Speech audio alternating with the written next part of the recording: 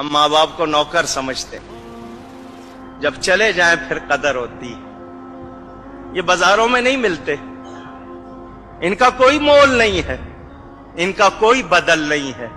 ہماری ہر غلطی پہ وہ پردہ ڈال دیتے ہیں، ہم سے برداشت ہوتے۔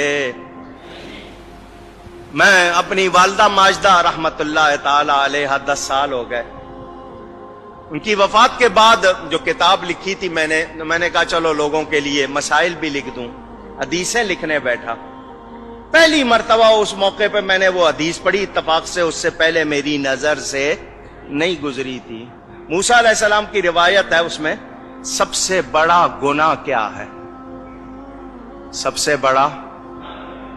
بڑا ہم سمجھتے ہیں کسی کو قتل کر دینا، غیبت کر دینا، زنا کر لینا، شراب پی لینا ہے، ہم تو اس کو سمجھتے ہیں۔ اس حدیث میں تھا سب سے بڑا گناہ یہ ہے ماں باپ بلائیں اور میں کہہ دوں میرے پاس ٹائم نہیں ہے، یہ سب سے بڑا گناہ۔ اور ہم نے یہ کتنی بار کیا ہوگا؟ ہم تو آرڈر چلاتے، ماں کو کہہ دیں گے صبح اتنے بجے مجھے ناشتہ چاہیے، میرے کپڑے چاہیے، میرے دوست آ رہے ہیں، یہ پکڑنا چاہیے۔ ماں یہ نوکر ہے؟ اگر باپ آپ کی کو کرے تو آپ کہتے تو نے کیا کیا؟ تیرے باپ نے بھی تو تیرے ساتھ کیا تھا، یوں آگے بات کرتے۔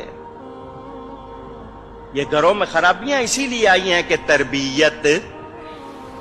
حضور صلی اللہ علیہ وسلم کا ارشاد بیہقی شریف میں حدیث موجود، فرمایا میں عشاء کی نماز پڑھ رہا ہوتا، میری ماں میرا نام لے کر بلاتی، میں نماز چھوڑ کر ماں کے پاس جاتا۔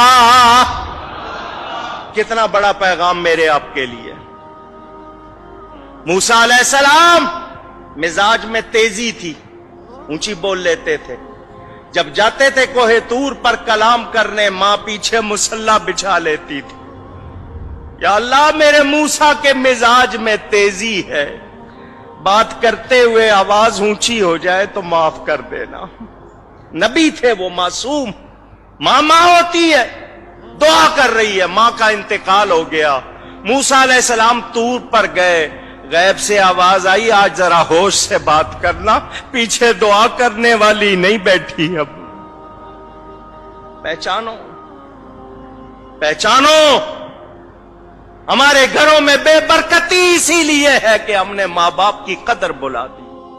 دین کی بات پھیلانا صدقہ جاریہ ہے، ثواب کی نیت سے ویڈیو کو شیئر ضرور کیجیے۔ جزاک اللہ۔